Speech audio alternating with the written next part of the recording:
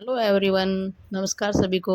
स्वागत है आपका आपके अपने channel me and my students में। आज हम लोग क्लास 10th के हिंदी बुक के क्षितिज से सूरदास के पद को पढ़ेंगे। सूरदास के ये पद सूरदास के सूर सागर के भ्रमर गीत से लिया गया है। ये 4 पद हैं। इन पदों में गोपियों की व्यथा को बताया गया है। श्री कृष्ण के मथुरा जाने के बाद गोपियाँ उनके आने के इंतजार कर रही थी, लेकिन श्री कृष्ण ने स्वयं न लौटकर उद्धव के जरिए गोपियों के पास योग संदेश भेजा था। उद्धव ने निर्गुण ब्रह्मा एवं योग का उपदेश देकर गोपियों की विरह वेदना को शांत करने का प्रयास किया। गोपियाँ ज्ञान मार्ग की बजाय प्रेम मार्ग को पसंद करती थीं। इस कारण उन्हें उद्धव का शुष्क संदेश पसंद नहीं आया। तभी वहाँ एक भंवरा आ पहुँचा।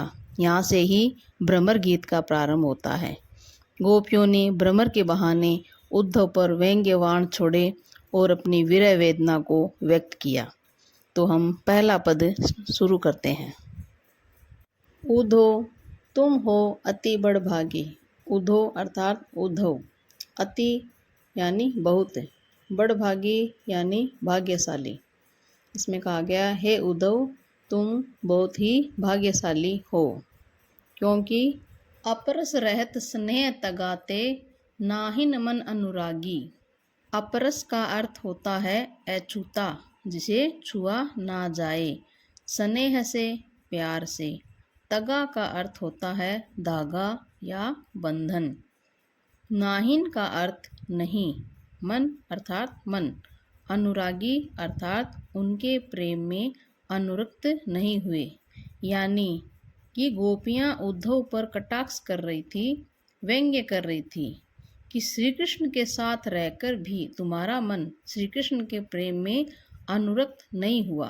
श्री कृष्ण के प्रेम का एक धागा भी तुम्हें नहीं छू पाया, अर्थात प्रेम बंधन से सर्वथा मुक्त हो।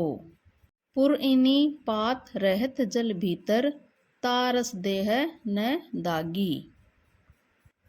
पुरइनी पात कमल का पत्ता, रहत जल भीतर अर्थात वो जल के भीतर ही रहते हैं या जल के अंदर ही रहते हैं। तारस देह न दागी, ता तो भी, रस पानी जल, देह शरीर, न नहीं, दागी दाग धब्बा। यानी कमल का पत्ता है, वो पानी में रहता हुआ भी पानी से निर्लिप्त रहता है, पानी उसे छू भी नहीं पाता, यानी कि उसके शरीर पर पानी का एक धब्बा भी नहीं लगता है। उसी प्रकार तुम भी कृष्ण के साथ रहते हो, फिर भी तुम्हें श्री कृष्ण का प्रेम छू भी नहीं पाया है। इस प्रकार गोपियाँ उद्धव पर व्यंग्य कर रही है कि श्री कृष्ण के साथ रहते हुए भी तुम उनके प्रेम से वंचित कैसे रह गए। ज्यों जल माह तेल की गागरी, बूंद न ताको लागी। आगे गोपियाँ एक और उदाहरण के माध्यम से कहती है कि ज्यों यानी जैसे, जल माह जल के भीतर, तेल की गागरी, गागरी यानी घड़ा गगरी। तो गोपियाँ कहती है कि जिस घड़े पर तेल लगा है उस घड़े को यदि जल के अंदर डाल दे तो बूंद न ताको लागी, अर्थात उसको एक बूंद की भी पानी की नहीं लगती। ताको यानी उसको, लागी यानी लगती, बूंद भी उसको छू नहीं पाती। तेल लगे हुए घड़े को जल के भीतर डुबाने पर भी उस पर जल की एक बूंद भी नहीं ठहरती। इसी प्रकार तुम भी प्रेम रूप कृष्ण के हमेशा पास रहते हुए भी उनके प्रेम भाव से मुक्त ही रहे और उसका तनिक भी आस्वाद नहीं पा सके। श्री कृष्ण के प्रभाव से हमेशा मुक्त बने रहते हो। प्रीति नदी में पाँव न बोरियो, दृष्टि न रूप परागी। प्रीति नदी यानी प्रेम की नदी, पाँव यानी पैर, बोरियो यानी डुबाना, परागी यानी मोहित होना।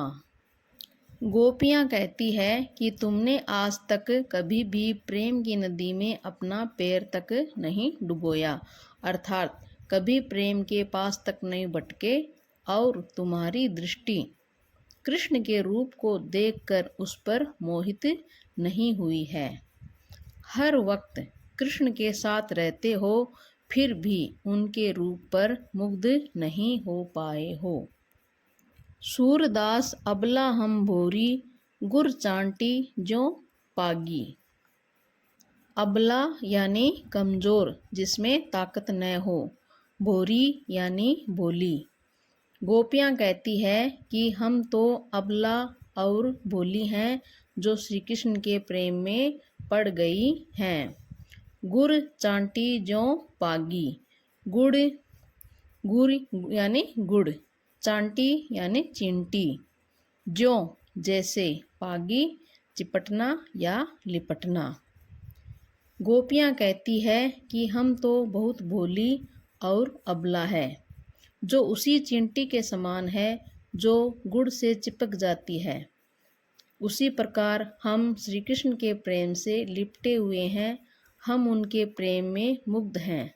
हम चाहें तो भी कृष्ण के प्रेम को अपने से अलग नहीं कर पाएंगे।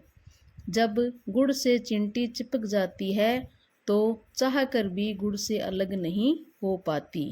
उसी प्रकार गोपियाँ कह रही है, हम तो उस चींटियों के समान है जो गुड़ से चिपक जाती है तो अलग नहीं हो पाती। उसी प्रकार हम भी कृष्ण प्रेम में लिपटी हुई हैं, चाहे तो भी हम कृष्ण प्रेम को अपने हृदय से नहीं निकाल सकती। वास्तव में गोपियाँ ये कहना चाहती है कि उद्धव बड़ा ही दुर्भाग्यशाली है, क्योंकि श्री कृष्ण के साथ रहते हुए भी श्री कृष्ण के प्रेम में नहीं पड़े। इससे बड़ा दुर्भाग्य क्या हो सकता है। और इस प्रकार वे उद्धव पर व्यंग्य कर रही है।